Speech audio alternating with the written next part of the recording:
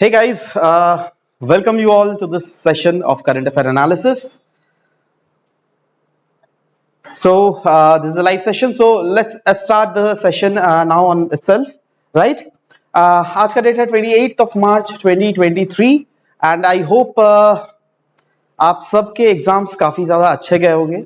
नीचे comment section में हम चाहते हैं आप अपने कट ऑफ मार्क्स मतलब आप अपने मार्क्स लिख लीजिए, राइट?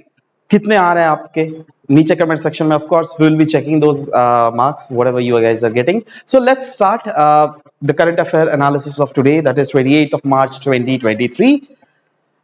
चलिए सबसे पहले देख लेते हैं हम लोग असम वैभव अवार्ड के रिलेटेड। एक्चुअली देखो, 3 अवार्ड्स होते हैं असम का हाईएस्ट सिविलियन अवार्ड जिसको बोले जाते हैं। एक तो है Assam Gaurav award, Assam Saurabh award and Assam Vaibhav award, ठीक है। अब डॉक्टर तपन साइकिया ने रिसीव किया असम वैभव अवार्ड, जो क्या स्टेट का हाईएस्ट सिविलियन अवार्ड है, ठीक है। नाउ ये कौन है? ये एक एमिनेंट ऑन्कोलॉजिस्ट है जो क्या रिप्रेजेंट जिनको असम वैभव अवार्ड मिला है। बट देखो इस बार जो मिला है ना 2023 में, एक बंदे को असम वैभव अवार्ड मिला है। अच्छा, पता है असम वैभव अवार्ड सबसे पहला किसको मिला था? पिछले साल ही मिला था, सर रतन टाटा को दिया गया था, ठीक है। इस बार भी एक ही बंदे दैट इज डॉक्टर तपन साइकिया जी को ही ये अवार्ड मिला है। और साथ ही साथ असम सौरभ अवार्ड जो मिला है ना, ये 5 लोगों को मिला है। असम गौरव अवार्ड जो मिला है ये 15 लोगों को मिला हुआ है, ठीक है। नाउ असम वैभव अवार्ड में क्या होता है, असम सौरभ और असम गौरव अवार्ड में क्या कितने कितने पैसे दिए जाते हैं, क्या मेडल साइटेशन और सर्टिफिकेट ये सब में दिए जाते हैं? सिर्फ यहाँ पे 5 लाख, यहाँ पे 4 लाख, यहाँ पर 3 लाख रुपए दिया जाता है। और असम सौरभ अवार्ड किन किन लोगों को मिला है, असम गौरव अवार्ड किन किन लोगों को मिला है, जस्ट गो थ्रू इट। और you can also download the whole session, ये पूरा PDF in the description box below. Next, national award for reduction in TB cases. Basically देखो क्या है ना, sorry not national award, I would say या basically माफ करना गाइस, या national award for reduction in TB cases. देखो basically tuberculosis के एलिमिनेशन के रिलेटेड असम गवर्नमेंट को फाइनली कन्फर किया गया है नेशनल अवार्ड, है ना। और ये नेशनल अवार्ड जो है असम के ऐसे 2 डिस्ट्रिक्ट्स है जिनको कन्फर किए गए हैं। ये कन्फर कब किया गया है? जब वन वर्ल्ड टीबी समिट को हेल्ड किया गया था वाराणसी उत्तर प्रदेश में, तभी ये हुआ गया था। और बोंगाईगांव डिस्ट्रिक्ट को, जी हाँ दोस्तों, बोंगाईगांव डिस्ट्रिक्ट को सिल्वर अवार्ड से नवाजा गया है क्योंकि इन्होंने 40% रिडक्शन इसमें देखा गया टीबी केसेस में as compare to the previous record.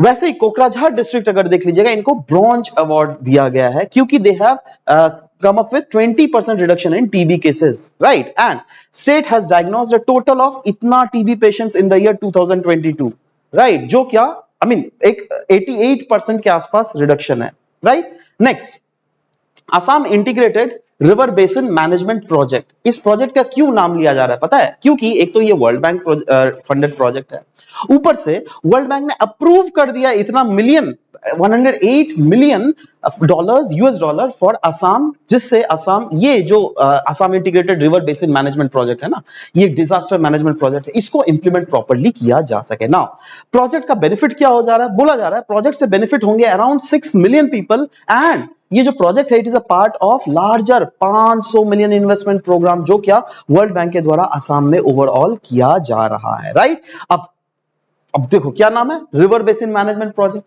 अब इससे रिवर बेसिन के रिलेटेड क्या क्या वल्नरेबिलिटी एसोसिएटेड है असम में, वो आपको समझना पड़ेगा। बहुत सारे डिजास्टर्स है, जैसे फ्लड्स आ जाते हैं, जैसे इरोजन के केसेस, ये बहुत हद तक घटेगा क्या? नहीं, तो इसीलिए बोला जा रहा है that vulnerability to flood and river erosion जो है वो बहुत हद तक घटेगा और इससे अराउंड 1 लाख लोगों को सहायता भी मिलने वाला है, राइट। एंड साथ ही साथ ऑफ कोर्स स्टेट का जो हमारा डिजास्टर रेजिलिएंट इंफ्रास्ट्रक्चर है वो भी काफी ज्यादा मजबूत होने वाला है, right. Next guys, we will be talking about children's champion award, right. Now एक असम बेस्ड एनजीओ है जिसका नाम है तपोवन। इस तपोवन एनजीओ ने जीता है children's champion award 2023 for the health and nutrition category for their consistent effort to improve the quality care and special autistic children. देखो आप जो हुआ क्या है, ये तपोवन जो है ना, speech therapy, physiotherapy, occupational therapy and music और डिफरेंट अदर स्किल्स प्रोवाइड करती है बेसिकली स्पेशली एबल्ड चिल्ड्रन को, वैसे चिल्ड्रन जो कि स्पेशली एबल्ड चिल्ड्रन है। तो क्योंकि ये काम करती है इसीलिए इनको बेसिकली इस कैटेगरी में चैंपियंस चिल्ड्रंस चैंपियन अवार्ड से नवाजा गया है, राइट। नेक्स्ट हम लोग बात करेंगे अरावली ग्रीन वॉल प्रोजेक्ट के बारे में, क्योंकि गवर्नमेंट ने रिसेंटली लॉन्च किया फाइनली ये अरावली ग्रीन वॉल प्रोजेक्ट। ये है क्या? देखो आपको क्या पता है, अगर ये हमारा इंडिया है, ये पाकिस्तान है, राइट, ये वाला रीजन में अरावलीज है ना गाइस, है ना। अब देखो क्या है ना, सॉरी इस रीजन में पूरा, अब क्या है ना, इस रीजन में हमें पता है थार डेजर्ट है। अब हमें पता है कि इधर से विंड्स भी काफी ज्यादा बहती है। अब arid and semi arid region में हम लोगों ने ज्योग्राफी में क्या पढ़ा है, wind is a dominant factor of erosion, right. तो इसके कारण विंड्स इतना ज्यादा बहती है ना, तो यहां से जो मिट्टियां है, बालू जो है वो इधर से, मतलब डेजर्ट वाला जो सैंड पार्टिकल्स है ना, वो इधर से दूर दूर फैलता है। इसके कारण डेजर्टिफिकेशन धीरे धीरे बढ़ता रहता है। इसीलिए सरकार के एक दिमाग आया, सरकार ने बोला एक रीजन में, इस पूरा जो रीजन है ना, इस पूरे रीजन में क्यों ना हम लोग एक ग्रीन बेल्ट हम लोग बना दे। ग्रीन बेल्ट मतलब क्या, बहुत सारे पेड़ पौधे लगा दे, है ना, अलग अलग काइंड ऑफ रीजनल पेड़ पौधे जो है वो सब लगा दे। अब सोचो यहां पर अगर बहुत सारे पेड़ पौधे लगा हुआ है, तो यहां से जो डेजर्टिफिकेशन फैल रहा था, ये फैलना रुक जाएगा ना, है ना। तो वही है कॉन्सेप्ट ग्रीन वॉल प्रोजेक्ट का। इससे ग्रीन कॉरिडोर काइंड ऑफ बनाया जाएगा, जिससे लैंड डिग्रेडेशन तो रोका जाएगा ही, बट साथ ही साथ डेजर्टिफिकेशन को बहुत हद तक रोका जाएगा। और ये प्रोजेक्ट जो है कवर करती है इन सारे स्टेट्स को, जिनमें हरियाणा आती है, राजस्थान, गुजरात और दिल्ली भी आता है, जहां पर ओवरऑल अरावलीज का रेंज फैला हुआ है, राइट। यही नहीं, प्रोजेक्ट जो है वो इंप्रूव करेगा, बोला जा रहा है that planting native species of trees and shrubs, कहां पर, स्ट्रब लैंड्स में, वेस्ट लैंड में, या फिर डिग्रेडेड फॉरेस्ट लैंड जो है ना, उस रीजन में बेसिकली इनको किया जाएगा। साथ ही साथ इकोलॉजिकल हेल्थ तो इंप्रूव होनी ही है उस रीजन में, ऑफ कोर्स पेड़ पौधे लगेंगे भाई, कार्बन सिक्वेस्ट्रेशन भी होगा ना, है ना। तो यस, कार्बन सिक्वेस्ट्रेशन भी होगा, राइट। और इससे क्या होगा, क्लाइमेट चेंज जो है वो भी बहुत हद तक मिटिगेट होगा, राइट। लैंड डिग्रेडेशन भी बहुत हद तक मिटिगेट होगा। तो ये तो सारे एंगल इसके आ ही जा रहा है, राइट। समझ लो बात। तो नेक्स्ट आगे बढ़ते हैं, वेपन कंटेनिंग डिप्लीटेड यूरेनियम। अब डिप्लीटेड यूरेनियम कंटेनिंग वेपन्स क्यों न्यूज में है, क्योंकि ब्रिटिश गवर्नमेंट ने बोला है दैट वो जो है प्रोवाइड करेगी यूक्रेन को ऐसे आर्मर्ड पियर्सिंग राउंड्स जो क्या कंटेन करते हैं डिप्लीटेड यूरेनियम। अब देखो होता क्या है, डिप्लीटेड यूरेनियम होता क्या है, पहले तो ये समझते हैं। ये एक बाई प्रोडक्ट है, जब हम लोग इनरिच्ड यूरेनियम बनाते हैं ना, तो इनरिच्ड यूरेनियम तो बन जाता है, उसका जो बाई प्रोडक्ट बनता है ना, वो बाई प्रोडक्ट को हम लोग यूज करते हैं in this weapon containing depleted uranium. अब ये एक ऐसा मतलब ये जो ऐसा है ना, इसकी डेंसिटी बहुत ज्यादा, बोला गया डेंसर देन लेड, राइट। और ये वेपन्स में यूज किया जाता है क्योंकि इसकी इतनी कैपेबिलिटी है दैट ये पेनिट्रेट कर सकती है आर्मर्ड प्लेटिंग को भी। फॉर एग्जाम्पल सोचो, यहां पर यूक्रेन की सेना है, यहां पर रशिया की सेना है, रशिया ने अपने आप को सेव कर लिया फ्रॉम आर्मर्ड प्लेटिंग, राइट। तो अब अगर यूक्रेन की सेना इन डिप्लीटेड यूरेनियम कंटेनिंग शेल्स को अगर मारती है ना, तो क्या करेंगे ना, ये लोग आर्मर्ड प्लेटिंग से भी रोक नहीं पाएंगे, इस प्लेट को भी भेद कर घुस जाएगा और सैनिक को मार देगा, ऐसा कहा जा रहा है। देखो ये कुछ ऐसा है, समझ पा रहे हो मैं क्या बोलना चाह रहा था। ये सोचो प्लेट है, ये देख रहे हो, ये जो है आपका, what is this, this is the गोली, राइट। तो इसने पियर्स कर लिया ना, right. So this is what, right. Now इसके कुछ कुछ रिस्क भी है जो कि इस आर्टिकल में दिए गए थे, जैसे अगर बाई चांस कहीं ना कहीं से भी इसको इंजस्ट या फिर इनहेल हो गया डायरेक्टली या फिर इनडायरेक्टली, तो this can prove to potential cause cancer as well, right. यही नहीं, according to international coalition on banning of uranium weapon, ये लोग बोलते हैं दैट देखो डिप्लीटेड यूरेनियम एम्यूनिशन अगर यूज किया जाता है ना, तो अगर वो टारगेट को मिस कर दिया बाय चांस, और सोचो आपको ग्राउंड में ही घुस गया, है ना, तो ग्राउंड में ये ग्राउंड वाटर को भी पॉइजन कर सकता है, सॉइल को भी पॉइजन कर सकता है, जिससे सॉइल पोल्यूशन भी फैल सकती है, right. Next guys, next is bio transformation technology के बारे में यहां पे न्यूज दिया गया है। एक यूके बेस्ड स्टार्टअप ने क्लेम किया है to have developed this technology called bio transformation technology. चलो बात, अब हम लोग इस टेक्नोलॉजी के बारे में देखते हैं, right. What is this technology, एक नोवेल टेक्नोलॉजी है जो क्या डाइजेस्ट करेगी प्लास्टिक वेस्ट नेचुरली। अब प्लास्टिक को क्या नेचुरली डाइजेस्ट नहीं, राइट, बट ये एक ऐसा टेक्निक है जिससे जो प्लास्टिक्स है या फिर माइक्रो प्लास्टिक्स है वो बिल्कुल खत्म कर दिया जा सकता है, उसको बिल्कुल बायोडिग्रेड कर दिया जा सकता है। इसको फूड पैकिंग और हेल्थ केयर इंडस्ट्री में बहुत हद तक यूज किया जा सकता है, ऐसा कहा जा रहा है। और आने वाले समय में ऑफ कोर्स हमारे इन इंडस्ट्रीज में जो है ये काफी ज्यादा एफिशिएंट प्रूफ हो सकता है, क्योंकि ये प्लास्टिक को ब्रेक डाउन कर देगा, पूरा बायोडिग्रेड कर देगा, even if it is biodegradable plastic, non biodegradable one, right. Next is one web India one mission.